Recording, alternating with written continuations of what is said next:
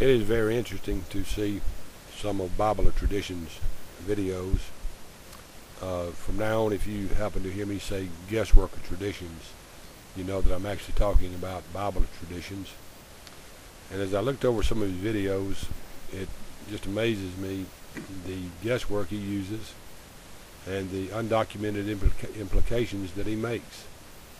I guess that he thinks that since Protestants by and large hate the Catholic Church, that he can say and do anything he wants to without any documentation, and no one would really care or ever call him on them, because by and large the Protestant world doesn't like the Catholic Church.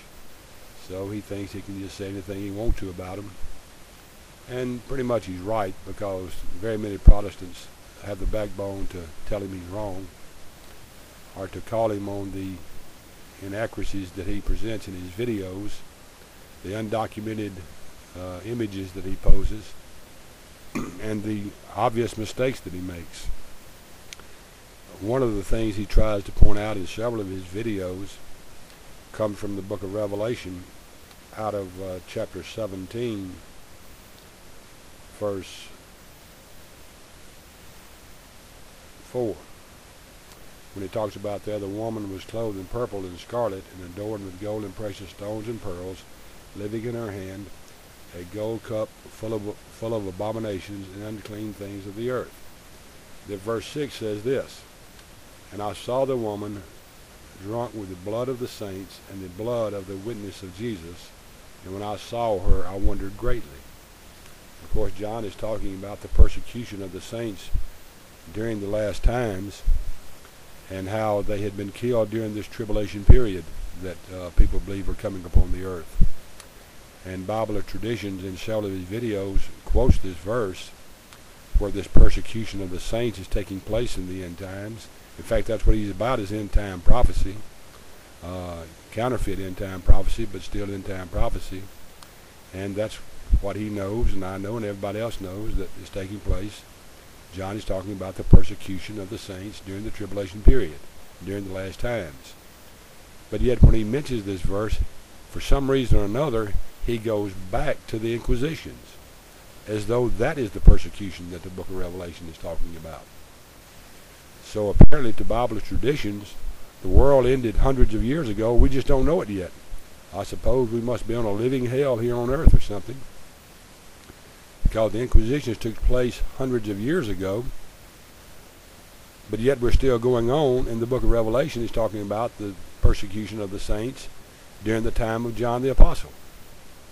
So maybe people just didn't pick up on that, or maybe they did pick up on it, and since it was against the Catholic Church, they just kind of let it go by without saying anything about it. Isn't it amazing when you listen to these things and you know yourself that somebody's wrong, how easy it is to pick up on them? BibleOrTraditions, are you living in the past somewhere and we just don't know about it? You're showing something that has not yet happened yet, and you're saying it happened hundreds of years ago, and misleading people like that? I think you're living in a dream world somewhere, young man. And then he talks about the two last martyrs of the Protestant Reformation taking place in 1866, ushering in this gigantic event that the Catholic Church is going to do.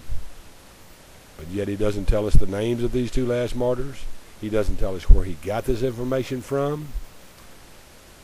I don't know, maybe he's still dreaming in dreamland somewhere, and he's having visions like Ellen White did. You know, you never know. He could have got hit in the head with a rock himself. You just never know about these things. But the point is, you see how unstable someone like this could be when you place the Bible in their hands and they don't know what they're talking about. Of course, most of the material he gets is from World's Last Chance, which is part of the Seventh-day Adventist. It doesn't take much to find this out and run it down. You can find it. And so I got to thinking, maybe if I just knew where he got all this material from, other than through dreams and visions, maybe I'd find out where his sources are. Since he doesn't give any source, he just throws it out there and gives his own guesswork, his own speculation, which is very dangerous to do in the book of Revelations, because guessworkor-traditions, you're not supposed to add to the book of Revelation, don't you?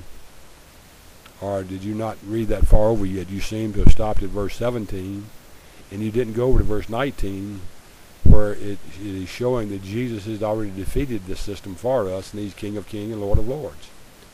Maybe you ought to just jump over there and read it. Now, maybe you ought to go back to chapter 1, where it talks about receiving a blessing from reading this book. Why would we receive a blessing from reading the book of Revelation? According to you, all it is about beasts jumping up out of the sea with 7 heads and 10 horns, like King Kong coming after somebody, and Dracula rising out of his tomb, or, some grotesque beast. But you never talk about Jesus. It's the revelation of Jesus Christ got guessworker traditions. It's not about the revelation of the beast. But yet, somehow or another, you done got wrapped up in this beast system, and you're forgetting what the book of Revelation is about. It's about overcoming those things through the blood of Christ and the testimony of his words.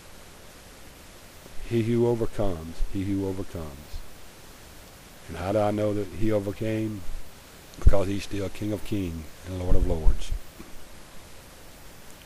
So I got to thinking, maybe if I just sneak up on old Bible or traditions and find out where he's getting this stuff at and how he's interpreting the Bible, then maybe I can understand him more.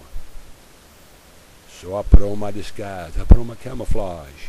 I put eyeshadow under my eyes. Pulled a black cap down over. And I crawled through the bushes. And I crawled through the mud.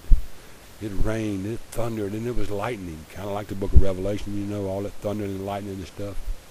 I want to be as biblical here as I can be now. And, so I just snuck. And I snuck and I snuck and I snuck. Is snuck a word? Or what it is now, and I can make up things too. So, anyway, I finally found him. And I had my Nikon camera with a fast shutter on it in case I had to take pictures fast and get out of there. You don't ever know what's going to come out at you. Some 9-headed gorilla. Or a 9-headed gorilla.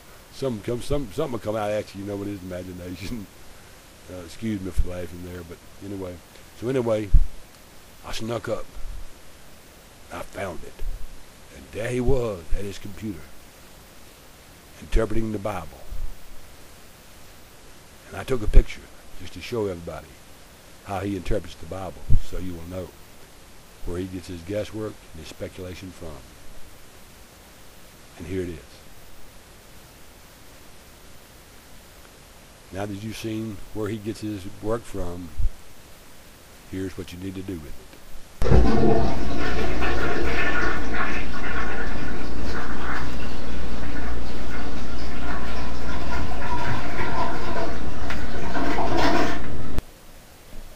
In matters of reliability, that's just about as valuable as what it says.